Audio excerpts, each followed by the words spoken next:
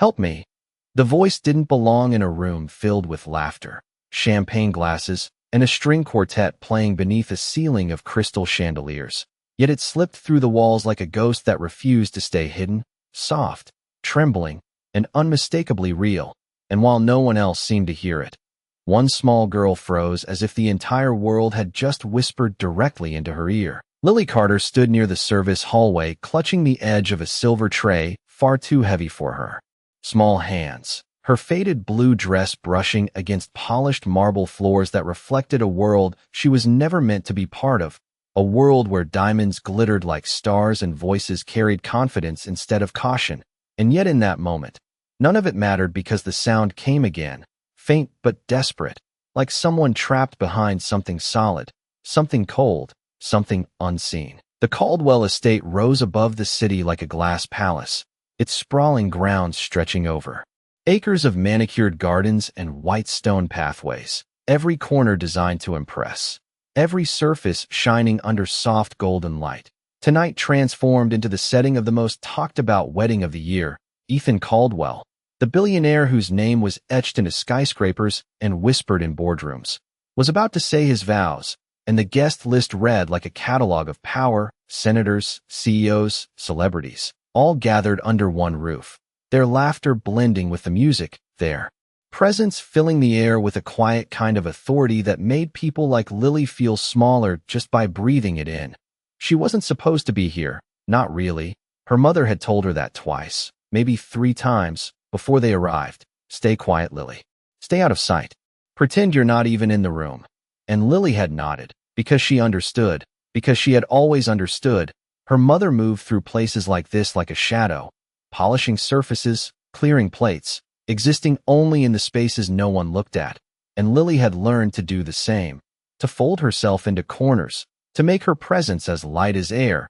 But now the air itself felt different, heavier somehow, as if it carried a secret that didn't belong to the celebration unfolding just feet away. Across the grand ballroom, laughter burst like fireworks as guests admired the towering cake, its white tears wrapped in delicate sugar roses, while servers moved in perfect rhythm, trays balanced, heads slightly bowed, and near the center of it all stood Victoria Hale, the bride, radiant in a gown that seemed to glow under the chandeliers. Every detail flawless, every movement precise, her smile wide enough to convince the room she owned it. And maybe she did, because when her gaze briefly swept past Lily, it didn't pause, didn't soften. It simply dismissed, like a passing glance over something unimportant, something that didn't belong. Lily lowered her eyes instinctively, her fingers tightening around the tray, but the sound came again, sharper this time, a fragile plea pressing against her ears, and her heart skipped in a way that had nothing to do with fear and everything to do with knowing.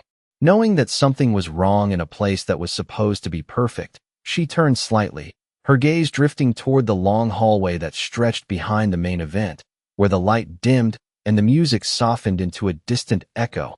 And for a second, the contrast felt overwhelming, as if 2 completely different worlds existed within the same walls, one glittering and loud, the other quiet and hidden, waiting to be noticed. Lily, her mother's voice came in a low whisper, sharp but controlled. Stay where you are. But Lily barely heard her, because the voice behind the wall had changed. It wasn't just a cry now. It was a pattern, a rhythm, like someone trying not to be forgotten. And something deep inside her, something steady and unafraid, began to rise, pushing past the rules she had been taught, past the invisible lines she was never meant to cross. Because sometimes, the quietest people are the only ones who listen closely enough to hear the truth. And as Lily took a small step toward the shadowed hallway, the music swelled behind her, the laughter grew louder, and no one noticed the moment everything began to change. The hallway swallowed the music almost instantly, as if the celebration itself refused to follow Lily beyond its golden borders. And with every small step she took, the sound of laughter behind her faded into something distant and unreal, replaced by the quiet hum of air vents and the soft echo of her own breath. And for the first time that evening, the mansion did not feel like a place of celebration, but like something else entirely, something layered, something hiding beneath its perfect surface. The walls here were different, not adorned with flowers or glowing lights, but lined with smooth panels painted in muted ivory, each one seamless, almost too seamless, as though they had been designed to conceal rather than display. And Lily slowed, her fingers brushing lightly against the surface, feeling the faint chill that seemed to pulse through it, the kind of cold that did not belong in a home filled with people. And then it came again, that voice, softer now, but clearer in the quiet. "Please, is someone there?" And Lily's heart tightened, not in fear, but in recognition, because it was not just a sound anymore. It was a person, someone waiting, someone hoping to be heard. She glanced back once, just once, toward the distant glow of the ballroom, where figures moved like shadows behind glass, her mother somewhere among them, working, enduring, trusting that Lily would stay exactly where she had been told. But the distance between those two worlds had already grown too wide, and Lily knew, with a certainty that felt older than her years, that she could not pretend she had heard nothing. The air shifted slightly as she moved deeper into the corridor, a faint draft brushing against her cheek, and her eyes followed it to a narrow section of wall where the paint seemed just a shade uneven, a detail so small it would escape anyone who was not looking for it. And Lily knelt, her small hand pressing gently against the surface, her breath held as if the wall itself might respond. And for a moment, nothing happened, only silence stretching thin, until she felt it, the faintest vibration, like a heartbeat hidden behind wood and plaster. "I hear you," she whispered, her voice barely more than a breath, and the response came. Immediately, a fragile inhale, a flicker of hope carried through whatever barriers stood between them. Footsteps suddenly echoed from the far end of the hallway, sharp, deliberate, and Lily froze, her hand still pressed against the wall as a figure appeared from the shadows, tall, composed, unmistakable, Victoria Hale, her white gown trailing behind her like a quiet storm. Her expression no longer softened by the presence of guests, but sharpened into something colder, something watchful. "What are you doing back here?" Her voice was low, controlled, but it carried an edge that made the air feel thinner, and Lily quickly stood, her hands dropping to her sides, her heart beating louder now, though not loud enough to drown out the voice still faintly calling from behind the wall. I thought I heard something," Lily said, her words careful, respectful, exactly the way she had been taught to speak in places like this. But Victoria's eyes narrowed slightly, her gaze moving from Lily to the wall and back again, as if measuring something unseen. "There is nothing here," she replied, each word precise, final.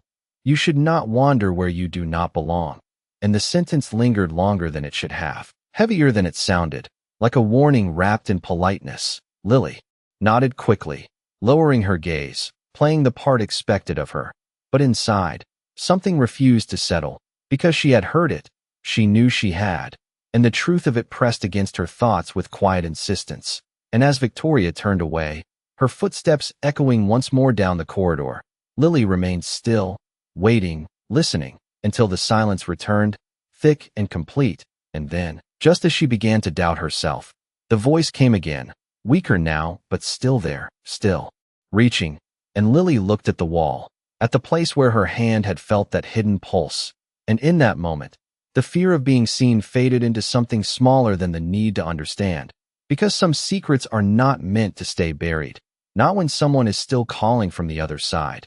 And as the distant music swelled once more, Lily took a slow breath and stepped closer to the wall again. No longer just listening, but searching. The wall did not look like it could open, and that was what made it so convincing. Every inch of it smooth and unbroken, painted with the same careful precision as the rest of the hallway, designed to disappear into the background. But Lily had already learned something that most people in that house had forgotten, that the things meant to stay hidden were often the ones that tried the hardest to look ordinary. And as she pressed her hand back against the surface, slower this time, more deliberate, she began to notice what others would not. A slight shift beneath her fingertips, a faint difference in temperature between one panel and the next, and then, just barely, a narrow line that did not quite align with the rest. Her heart beat faster, not from fear, but from the strange certainty that she was standing at the edge of something real, something that did not belong to the world of polished smiles and rehearsed laughter just a few feet away. And when the voice came again, softer now, almost fading, it carried a weight that made her chest tighten. "Please do not go. Please." And Lily shook her head instinctively, even though the person on the other side could not see her. "I am here," she whispered, her voice steadier than she felt, because leaving now would mean becoming like everyone else in that house, someone who heard and chose not to listen. She stepped closer, examining the faint line more carefully, her small fingers tracing its path until they reached a slight indentation, no larger than a coin, tucked just beneath the edge of a decorative molding that most people would never bother to touch. And she hesitated for only a second before pressing it gently, the way she had once seen her mother test a loose tile or a hidden latch in a place that did not belong to them. And at first, nothing happened, just silence pressing in from all sides, until there was a quiet click, so soft it almost felt imagined, followed by the slightest shift in the wall itself. Lily took a step back as the panel moved inward just enough to reveal a narrow gap, a breath of cooler air slipping through, carrying with it the faint scent of something unfamiliar, not unpleasant, just different, like a space that had not been part of the celebration at all. And for a moment, she simply stood there, staring at the opening, aware that crossing this threshold would change something she could not yet name. Behind her, the music swelled again, a burst of applause echoing faintly through the corridor, reminding her that the world she was supposed to belong to, or rather not belong to, was still moving forward without her. But the quiet on the other side of the wall felt more urgent, more real, and slowly, carefully, Lily slipped through the opening, her shoulders brushing against the narrow frame as the panel settled back into place behind her with a soft, final sound. The space beyond was dimly lit, not dark, but softened, as though the light itself had been filtered, and the walls here were unfinished, their surfaces rougher, the air cooler, and the silence deeper, broken only by the sound she had followed all along, now clearer, now closer, and as her eyes adjusted, she saw her, a woman seated against the far wall, her posture tired but upright, her expression shifting from uncertainty to something else the moment she noticed Lily, something fragile and immediate, like hope returning after being gone too long. The woman looked out of place in a way that was hard to explain, her presence not matching the hidden nature of the room, as if she belonged somewhere else entirely, somewhere brighter, and yet here she was, behind a wall no one was meant to question, and Lily took a small step forward, her voice gentle but direct.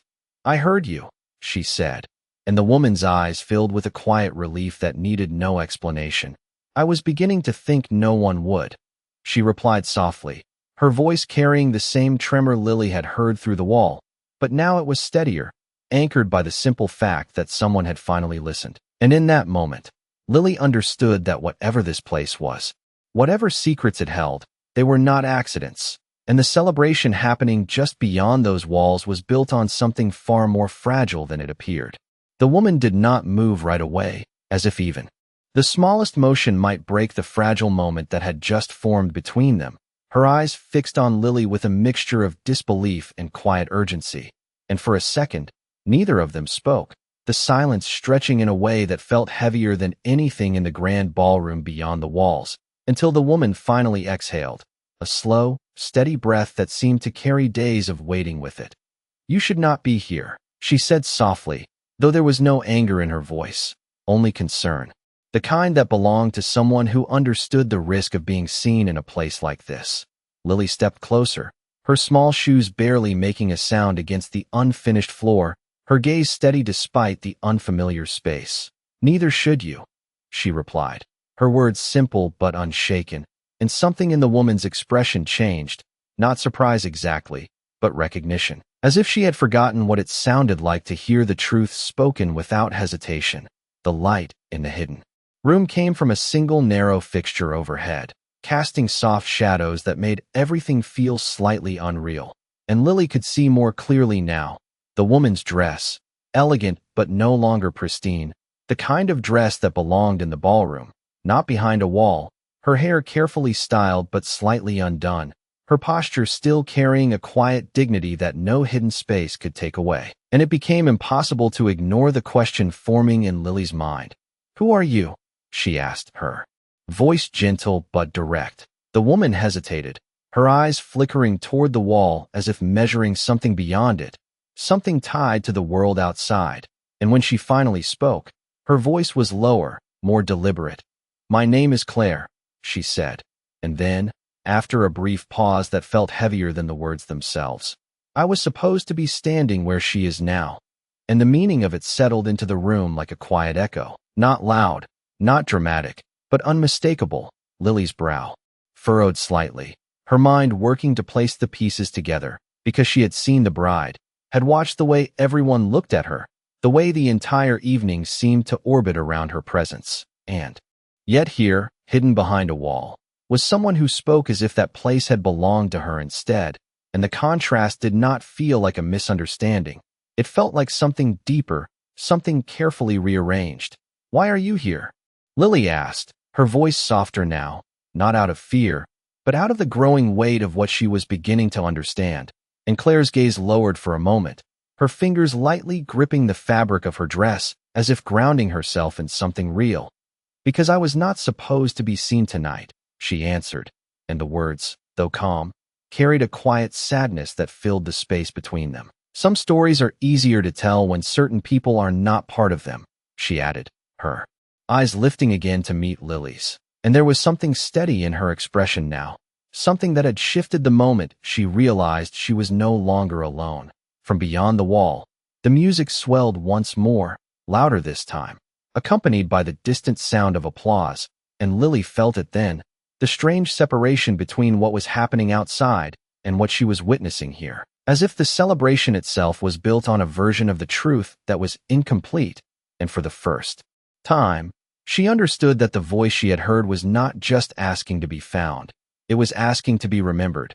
"They are about to start the vows," Lily said quietly, not because she thought Claire did not know, but because saying it out loud made the moment feel more real, more urgent, and Claire's expression softened in a way that was difficult to describe.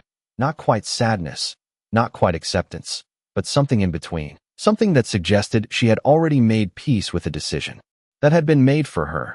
"Yes," she replied, her voice calm. "I know."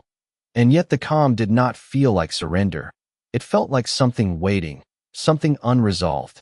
Lily looked at her for a long moment, then back at the wall, at the hidden panel that separated this quiet truth from the polished illusion outside. And in that moment, the choice became clear in a way that did not require words, because some things, once seen, cannot be unseen, and some voices, once heard, cannot be ignored. And as the distant music reached a crescendo, Lily took a small step closer to Claire, her voice steady, certain. "Then they should not start without you." For a moment, the world seemed to hold its breath, as if even the walls themselves were listening to what Lily had just said. And Claire did not answer right away, her eyes searching Lily's face with a quiet intensity, as though weighing something far greater than the simple words that had been spoken. Because it was not just a suggestion, it was a disruption, a challenge to something that had already been set in motion long before Lily ever stepped into that hallway.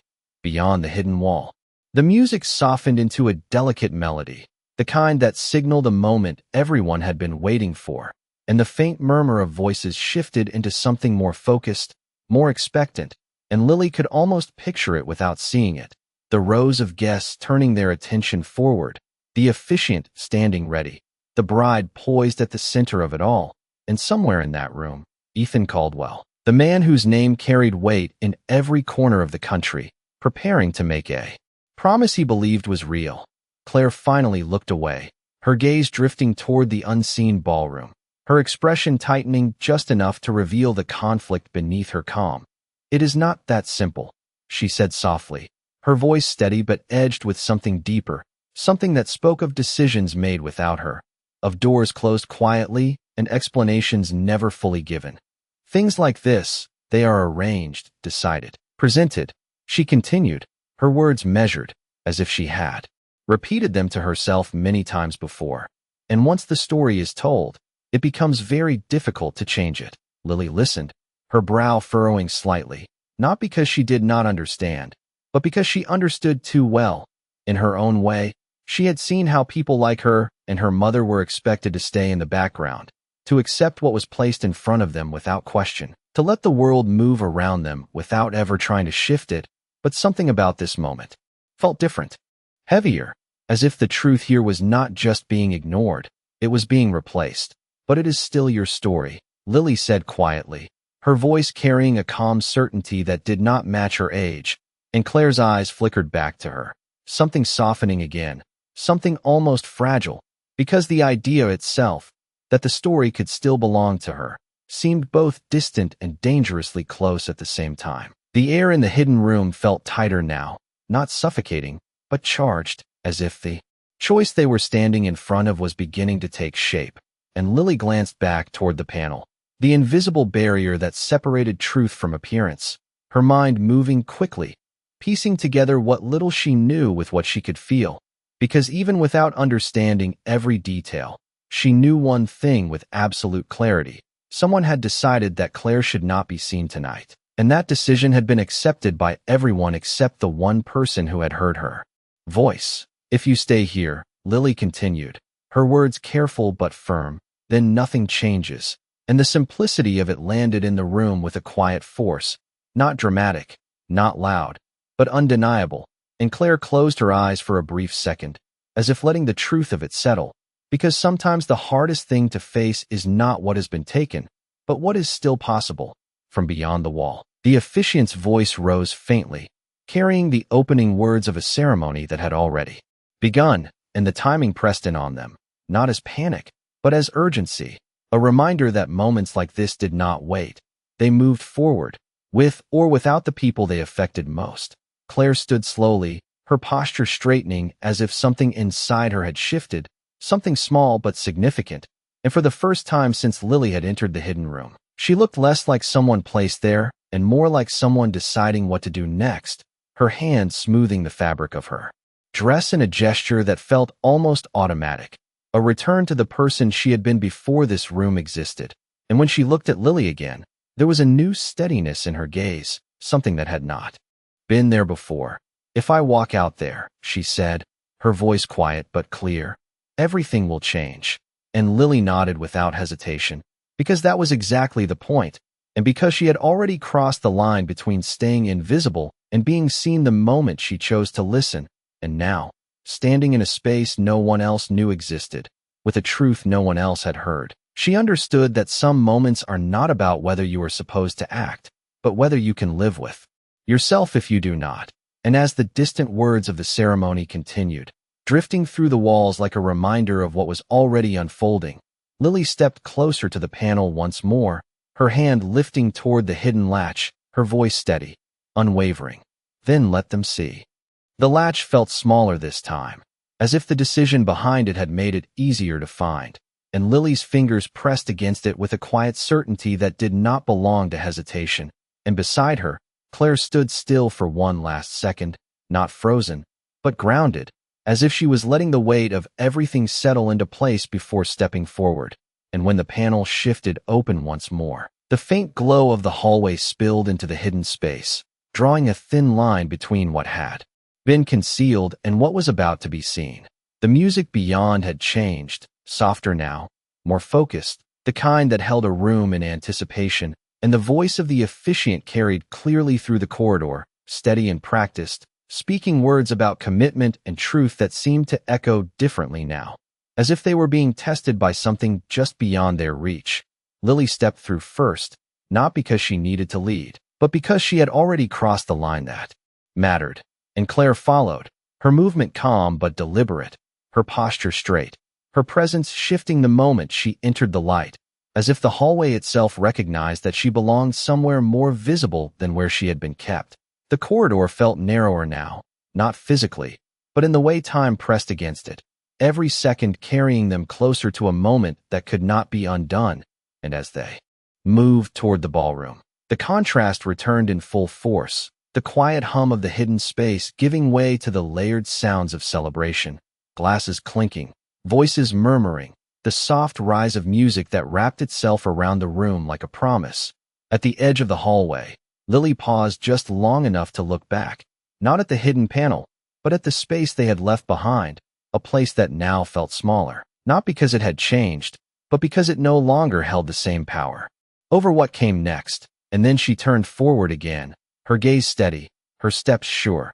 Inside the ballroom, every detail remained perfect, the rows of guests seated in elegant symmetry, their attention fixed on the front where Ethan Caldwell stood beneath a canopy of white flowers, his expression composed, his focus entirely on the woman beside him, Victoria, who stood radiant and still, her smile practiced, her presence commanding. And for a moment, nothing seemed out of place, nothing hinted at the shift that was already in motion just beyond the edge of the room. The officiant's voice continued, smooth and unwavering. "We are gathered here today." And the words floated through the air, familiar, expected, until they began to falter, not in sound, but in meaning, because the space at the back of the room had changed, a subtle movement drawing attention not through noise, but through presence, and one by one, heads began to turn, not sharply, not all at once, but gradually. Like a ripple moving across still water, Lily stepped forward into the light, her small figure out of place among the tailored suits and flowing gowns, and for a brief second, the room did what it always did. It dismissed her, assumed she did not belong. But then Claire stepped beside her, and the air shifted in a way that could not be ignored. The difference was immediate, not because Claire demanded attention, but because her presence carried something undeniable, something that did not match the version of the evening everyone had accepted, and the quiet ripple turned into stillness, the kind that spreads without a sound, until even the music seemed to pause, suspended in the space between what was happening and what was about to be understood.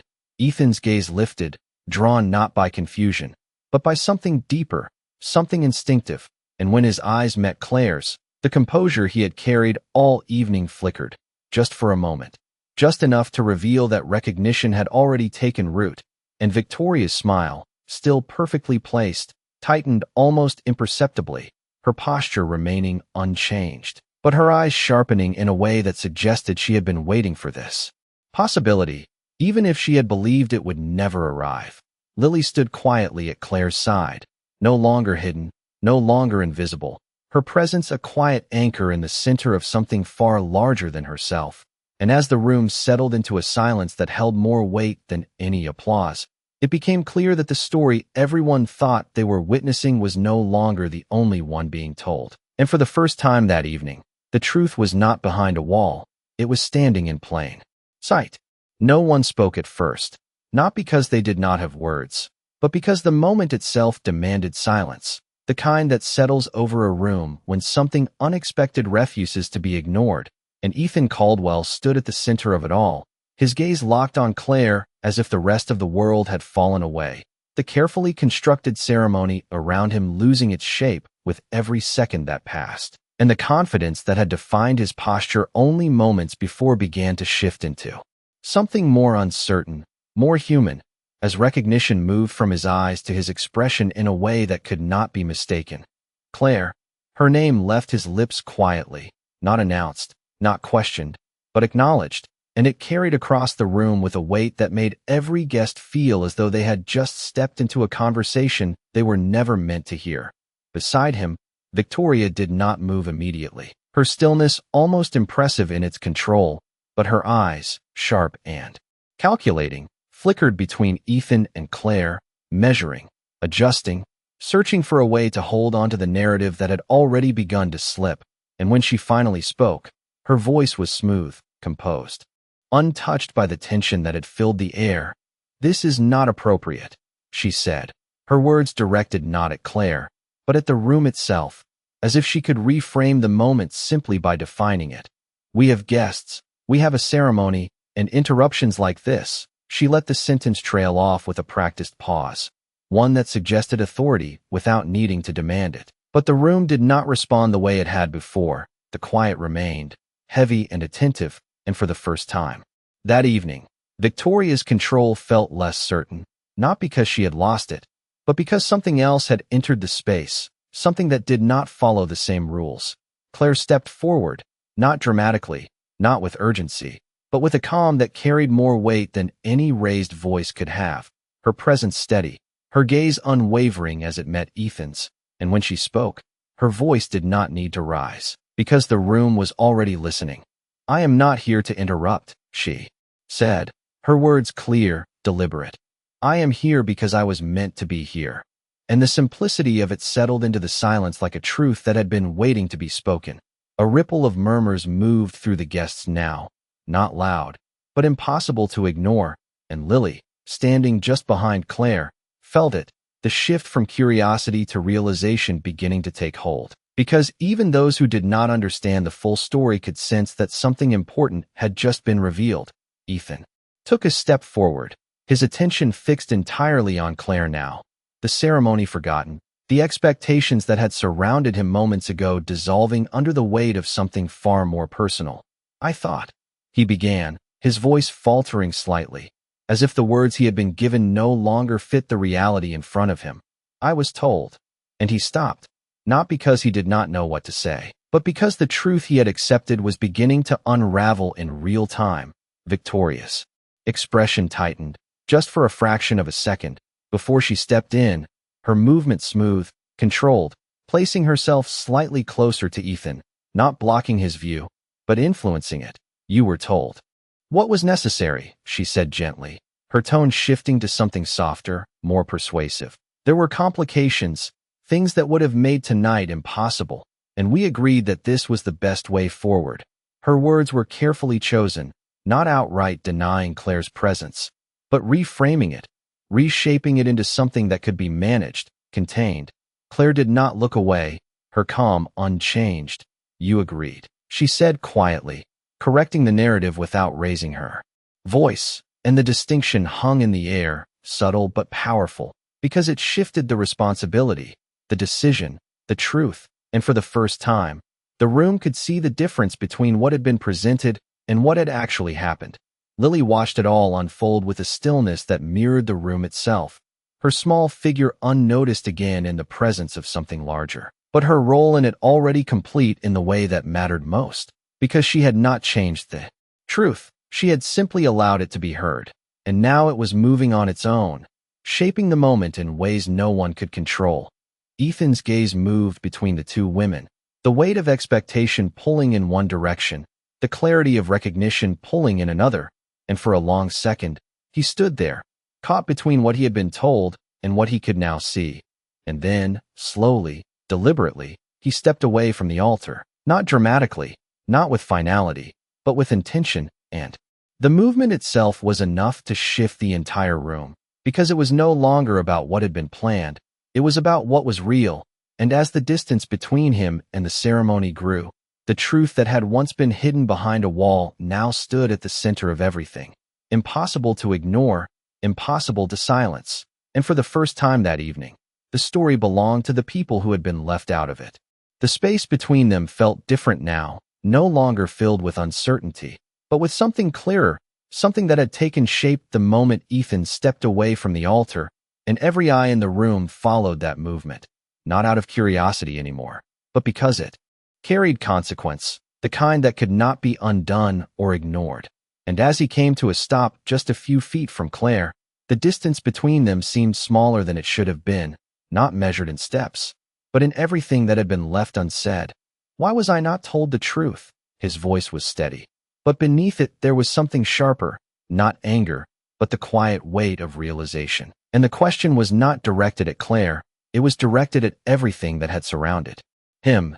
Every decision that had been made in his name without his full understanding.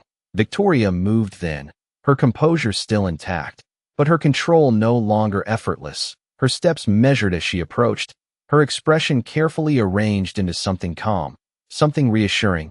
"You were told what you needed to know," she repeated, but this time the words did not carry the same certainty, they sounded thinner, as though the moment itself had stripped them of their strength. There were complications with the engagement, things that would have affected your reputation, your company, everything you have built, she continued, her tone softening, appealing not to truth, but to logic, to consequence, to the world Ethan had always navigated with precision. Claire listened without interruption, her posture unchanged, her gaze steady, and when Victoria finished, she did not respond immediately, allowing the words to settle into the room, allowing everyone present to feel the difference between explanation and truth, And then, quietly, she spoke. "I did not disappear," she said, her voice calm but firm. "I was asked to step aside, to make things easier, to make everything look the way it was expected to look." And the simplicity of it carried more weight than any elaborate explanation could, because it revealed not just what had happened, but why. A murmur moved through the guests again, louder this time, no longer contained, and the illusion that had held the evening together began to crack, not dramatically, but undeniably, because once a story is questioned, it cannot return to what it was before. Ethan's gaze remained on Claire, searching, not for confirmation, but for something deeper, something that could anchor him in the middle of a moment that had shifted too quickly to fully grasp. "Is that true?" he asked, not because he doubted her, but because he needed to hear it spoken clearly, without interference, without reinterpretation, and Claire nodded once, a small, deliberate movement that carried more certainty than any argument could provide. Victoria's expression tightened again, just slightly, her eyes moving quickly as if recalculating, searching for a way to regain control of a narrative that was slipping further away with every second. "This is not the place for this conversation," she said, her tone firmer now, less composed, more urgent. "We can discuss this privately. We can resolve it without creating a scene."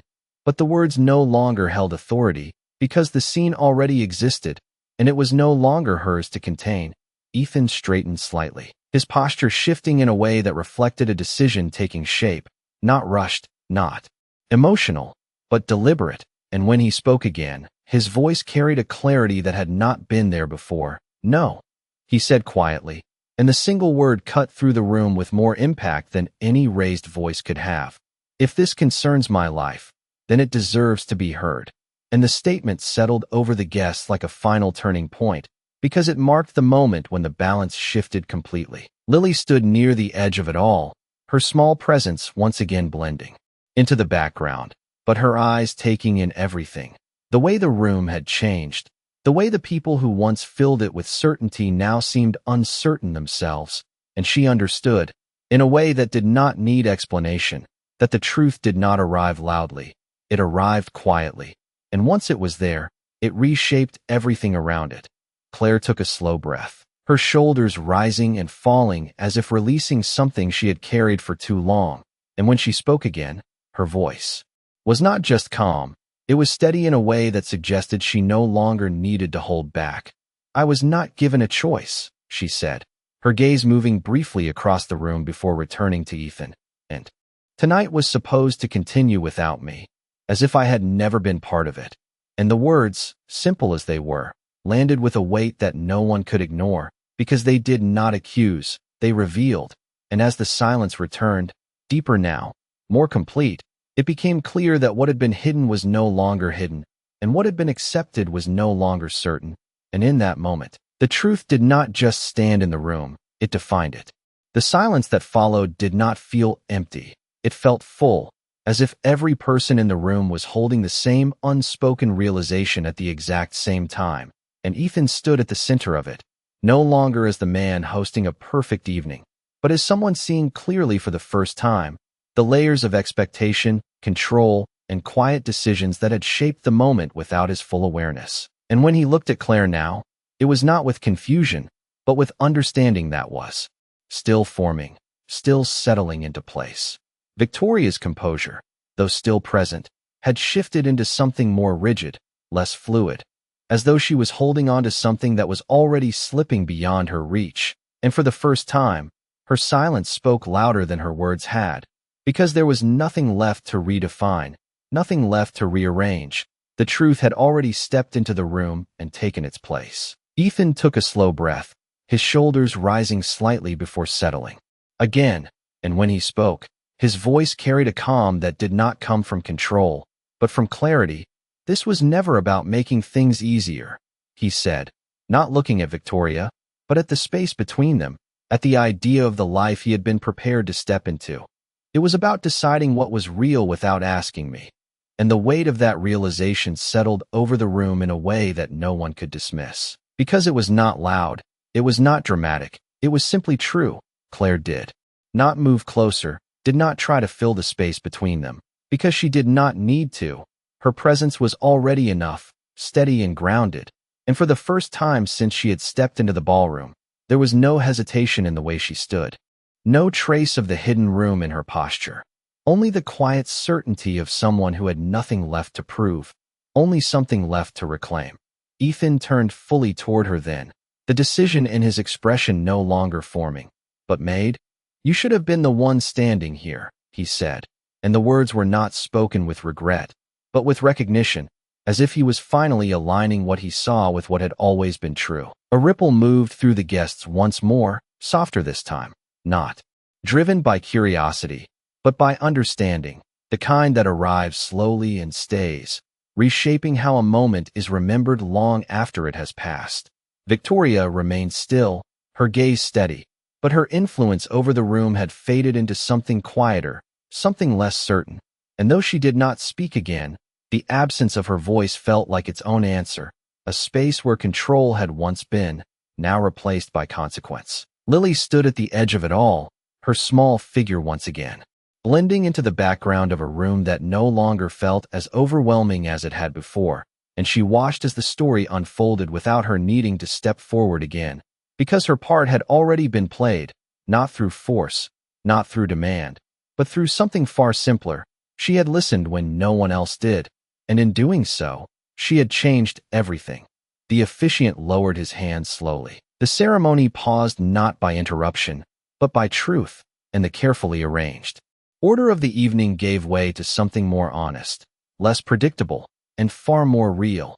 Ethan took another step forward, closing the distance between himself and Claire, not rushed, not uncertain, but with a quiet intention that spoke louder than any declaration, and as he reached her, the room seemed to settle, not into silence, but into something steadier, something resolved. "The truth does not disappear just because it is hidden," he said quietly, his voice carrying just enough to be heard, not only by Claire, but by everyone present, and the words lingered in the air, not as a lesson, but as a reflection of what they had all just witnessed.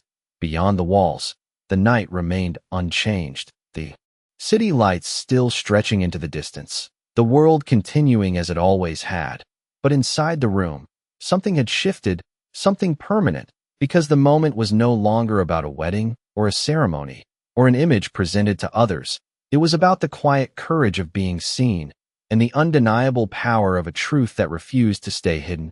And as the evening moved forward, no longer following the script it had been given, but guided by something far more real, it became clear that the smallest voice in the room had been the one that mattered most, not because it was loud, but because it chose to speak when silence would have been easier.